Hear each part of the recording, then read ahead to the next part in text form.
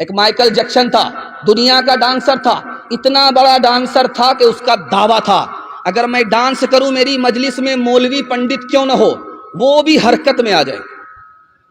اس کا اتنا بڑا دعویٰ تھا. اتنا پیسہ کمایا کہ بینک والے ہاتھ جوڑ کر کے کھڑے ہو گئے، اب بینک میں تمہارے پیسہ رکھنے کی جگہ نہیں ہے. اتنا پیسہ کمایا. اس کے بعد وہ بولا میں دنیا میں مشہور ہو گیا، مجھ سے بڑا ہیرو کوئی نہیں، مجھ سے بڑا ڈانسر ہالی ووڈ میں کوئی نہیں، لیکن مجھے پیسے سے سکون نہیں ملا، مجھے شہرت سے سکون نہیں ملا. سکون اس وقت ملا جب میں مسلمان ہوا، مسجد آیا، نماز پڑھی. جو سکون مجھے اس میں ملا دنیا کی کسی دولت میں نہیں ملا. گجرات میں سومناتھ ہے، کسی زمانے میں وہاں مندر تھا، مندر ہی کے برابر میں چھوٹی سی مسجد تھی. مندر تو آباد تھا، مسجد ویران تھی، آذان بھی نہیں، نماز بھی نہیں. تو ایک غیر مسلم نیتا تھے، ان کا نام تھا مرارجی بھائی دیسائی.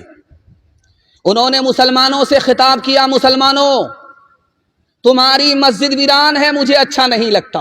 غیر مسلم کہہ رہا ہے، مسلمان کی مسجد ویران ہے کہ تمہاری مسجد ویران ہے، مندر آباد ہے، مجھے اچھا نہیں لگتا.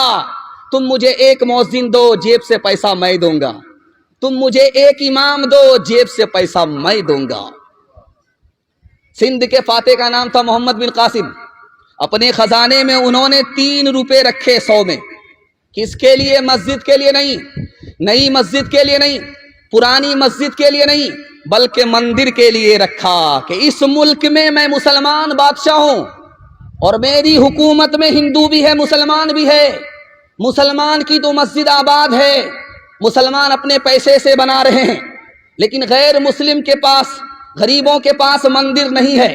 اپنے خزانے میں مسلمان بادشاہ 100 میں 3 روپے رکھتا ہے کہ ہر ہندو کو یہ آزادی ہے، مسلمان راجا کی حکومت میں وہ نیا مندر تعمیر کر سکتا ہے، پرانے مندر کی مرمت کر سکتا ہے. آج لال قلعہ جائیے آپ، ایک چھوٹی سی مسجد ہے، اس کا نام ہے موتی مسجد، آج بھی موجود ہے. 1600 عیسوی پرانی مسجد آج بھی موجود ہے. لال قلعے کے اندر وہ مسجد موجود ہے. اس مسجد میں کون نماز پڑھتے تھے؟ درویش خدا اورنگزیب بادشاہ نماز پڑھتے تھے. دعا کیجیے اللہ ان کی قبر کو نور سے بھر دے. امام صاحب مصلی پر ہیں، بادشاہ آگے کہا امام صاحب وقت ہو گیا، آپ مصلی پر بیٹھے ہو، نماز کیوں نہیں پڑھائی؟ کہا میں آپ کا انتظار کر رہا تھا، آپ بادشاہ ہو، آپ آ جاؤ، اس کے بعد میں نماز پڑھاؤں. قربان جائیے اس بادشاہ کے اوپر. اس نے کہا او امام صاحب میری مسجد سے نکل جاؤ، تو امامت کے لائق نہیں ہے. میری مسجد کا امام وہ ہے جو خدا کے لیے نماز پڑھائے، میری مسجد کا وہ امام ہرگز نہیں ہو سکتا جو بادشاہ کے لیے نماز پڑھائے.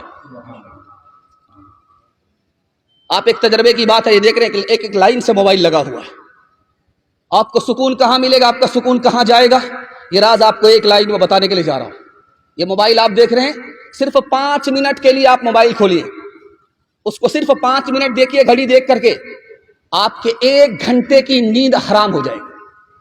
آپ کو نیند نہیں آئے گی، کل سے تجربہ کر کے دیکھ لیجیے. آپ صرف 5 منٹ کے لیے آپ نے موبائل دیکھا، آنکھ سے نیند اڑ گئی اور آپ کو 1 گھنٹے تک نیند نہیں آئی.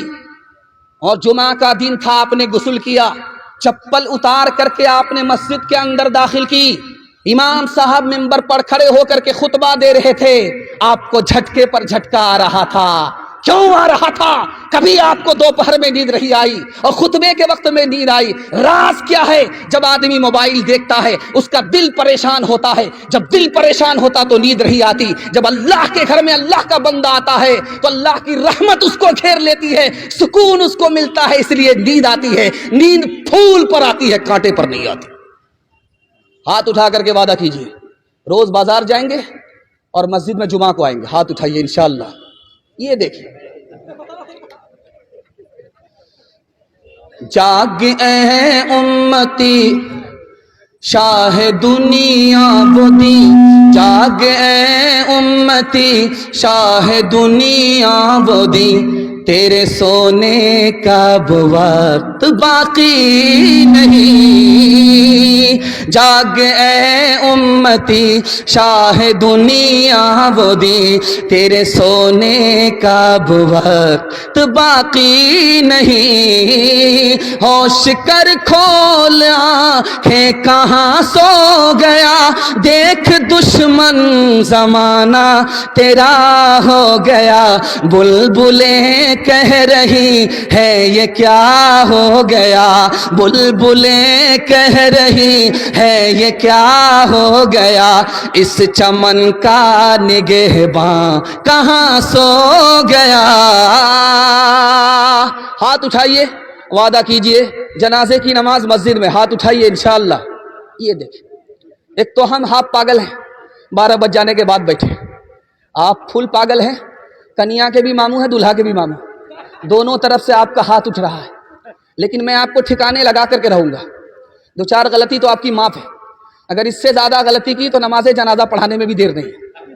تیسرا پیغام آپ کی خوبصورت سماعت کے حوالے آ رہا ہے، سننے کے لیے یہاں سے لے کر کے وہاں تک تیار ہیں؟ جوش کے ساتھ ہاتھ اٹھائیے انشاءاللہ۔ ایک بات یاد رکھیے، یہ جو بوتل آپ دیکھ رہے ہیں اس میں پانی ہے اور اس کے بغل ہی میں گلاس ہے، آپ کسی سے صرف گلاس مانگیے تو آپ کو صرف گلاس دے گا، پانی نہیں دے گا، اور اگر کسی سے بولیے کہ بھائی ہم کو پانی دیجئے تو گلاس خود بخود آ جائے گا۔ کبھی آپ نے غور کیا یہ راز کیا ہے؟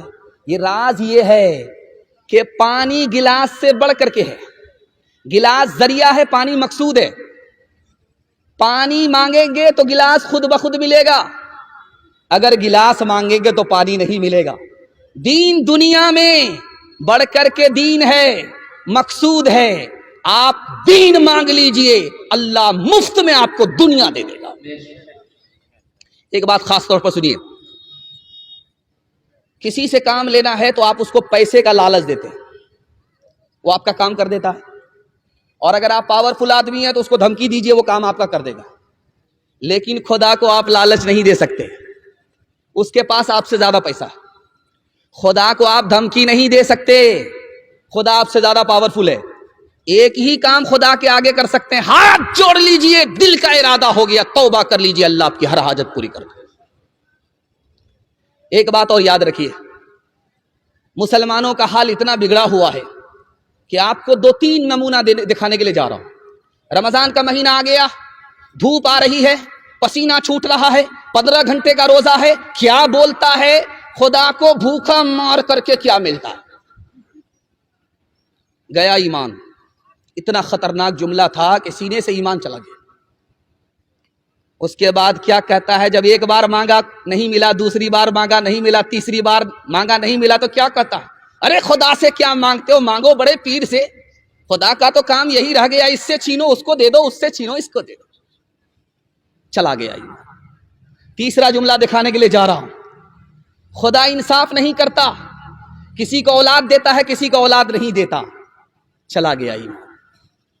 ایک آدمی روکھی روٹی کھا رہا تھا اور اس کے ساتھ نمک اور چٹنی، اس پر کہا سبحان اللہ، ماشاء اللہ، الحمدللہ۔ بغل کا آدمی بولا کہ مرغا کھا رہے ہو، دھڑا دھڑ سبحان اللہ بول رہے ہو، یہ روکھی روٹی میں سبحان اللہ، ماشاء اللہ، الحمدللہ، اللہ کا اتنا شکر کر رہے ہو، تم لوگ تو اللہ کی عادت خراب کر دو گے، اس لیے تو ہمیشہ اللہ تعالیٰ تم کو روکھا سوکھا کھلاتا ہے۔ ہاتھ اٹھا کر کے وعدہ کیجئے، راحت میں باپ کو، مصیبت میں خدا کو یاد رکھیں گے۔ یہ دیکھیں پھر بھی ہاتھ اٹھا رہے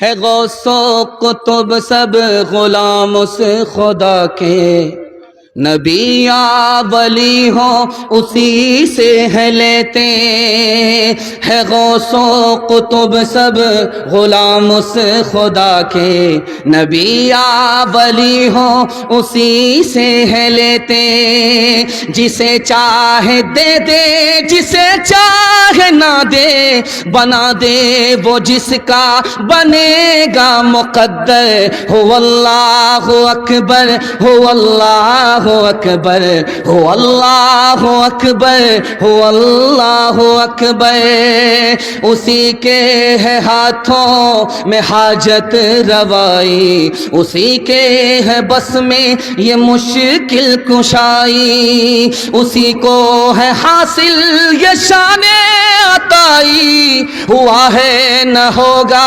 کوئی اس کا ہمسر ہو اللہ اکبر ہو اللہ اکبر ہو اللہ اکبر ہو اللہ اکبر۔ پیغام بڑی تیزی کے ساتھ نکل رہا ہے اس لیے کہ آپ محبت سے سن لیں، اللہ اس محبت کو سلامت رکھے۔ چوتھا پیغام قرآن کے حوالے سے آپ کی خدمت میں آ رہا ہے، سننے کے لیے تیار ہیں؟ جوش کے ساتھ ہاتھ اٹھائیے انشاءاللہ۔ ماشاءاللہ گھبرانا نہیں ہے، دایاں بایاں ہو چلے گا، میں بھی آپ کی جگہ ہوتا سوال ہوتا میں بھی پھنس جاتا۔ دھیان سے ادھر سنیے، بڑا خوبصورت جلسہ ہو رہا ہے۔ میں تو آپ کو گارنٹی کے ساتھ کہہ سکتا ہوں کہ یہ جلسہ دیالپور سے مگھیلی سے اچھا ہو رہا ہے۔ مگھیلی میں کیا ہے، تم چلو میں آ رہا ہوں تمہارے پیچھے، تم کو زیادہ دیر تک بیٹھنے نہیں دوں گا، یہ ہو سا تھا، لیکن آپ اطمینان سے بیٹھے ہیں، لوگ آپ کو اطمینان سے سنا رہے ہیں۔ اللہ اس جلسے کو قبول فرمائے، اس کی برکت سے ان جلسوں کو بھی قبول فرمائے۔ دھیان سے سنیے گا، سنانے کے لیے جا رہا ہوں۔ دنیا میں ڈائریکٹ تعلق اللہ سے ایک ہی چیز کا ہے، ڈائریکٹ تعلق دنیا میں ایک ہی چیز کا اللہ سے ڈائریکٹ تعلق ہے۔ آپ کہیں گے خانہ کعبہ، نہیں، خانہ کعبہ سے بھی بڑھ کر کے وہ چیز ہے، آج بھی موجود ہے، ہر گھر کے اندر موجود ہے، ہر مسجد کے اندر موجود ہے، ڈائریکٹ اس کا اللہ سے تعلق ہے، اور خانہ کعبہ سے بڑھ کر کے ہے۔ خانہ کعبہ ختم ہو جائے گا لیکن وہ ختم نہیں ہوا، قیامت تک ختم نہیں ہوگا۔ آپ کہیں گے وہ کون سی چیز ہے؟ وہ اللہ کا قرآن ہے۔ اللہ کا قرآن خانہ کعبہ سے بھی بڑھ کر کے ہے۔ خانہ کعبہ مخلوق ہے اور قرآن اللہ کی صفت ہے، جیسے اللہ باقی اسی طرح اللہ کا کلام باقی۔ ایک آدمی کی شادی ہو گئی، 1 سال ہو گیا بال بچہ نہیں، 2 سال ہو گیا بال بچہ نہیں، لوگوں نے کہا یار تو کیسا مرد ہے، شادی ہو گئی کیلنڈر چھپ ہی نہیں رہا ہے۔ اب بیچارہ منہ چھپا کر کے چل رہا ہے کہ کتنے کو کہاں کہاں سے جواب دوں۔ قبولیت کی گھڑی گھوم رہی تھی، ہاتھ اٹھا کر کے دعا مانگا، میرے پروردگار کتنے لوگوں سے منہ چھپاتا پھروں، بیٹا نہ دو صحیح ایک بیٹی ہی دے دو، وعدہ کرتا ہوں جب اس کی شادی ہوگی اس کو رخصت کروں گا، دنیا کی ہر دولت دے کر کے بھیجوں۔ قبولیت کی گھڑی گھوم رہی تھی، اللہ نے بیٹی دے دیا۔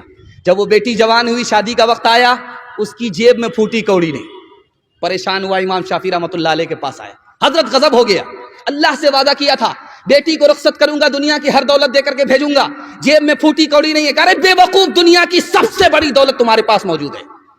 کہا حضور روپیہ پیسہ نہیں ہے، چاندی سونا نہیں ہے، زمین مکان نہیں ہے۔ کہا قرآن کی دولت تمہارے پاس موجود ہے، جب بیٹی رخصت ہونے لگے تو قرآن کو ساتھ میں رخصت کر دو، اللہ کا وعدہ پورا ہو جائے گا۔ قرآن کے مقابلے میں دنیا کی کوئی دولت نہیں ہو سکتی۔ بچہ پڑھ رہا تھا مکتب میں، لائٹ چلی گئی، بچہ جھول جھول کر کے پڑھ رہا ہے، استاد پنکھا جھیل رہا ہے۔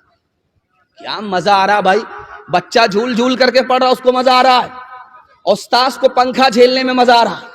گھوم کر کے ادھر جا رہا ہے بچہ کو پنکھا کی ہوا دیتے ہوئے، پھر ادھر آ رہا ہے، بادشاہ آیا، اس نے دیکھا واہ کیا شاندار قرآن کی تعلیم ہو رہی ہے، خوش ہوا، 10,000 سونے کے سکے اس استاد کو دے دیا۔ اس نے باب جنم میں سونے کا سکہ نہیں دیکھا تھا، 10,000 سونے کے سکوں کو کبھی نہیں دیکھا تھا۔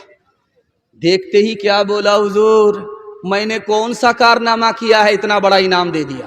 کہا نکل جاؤ میرے مدرسے سے، تم کو اس مدرسے میں پڑھانے کی ضرورت نہیں ہے، قرآن کے مقابلے میں تم نے 10,000 سکے کو بڑا سمجھا، تم قرآن پڑھانے کے لائق نہیں ہو۔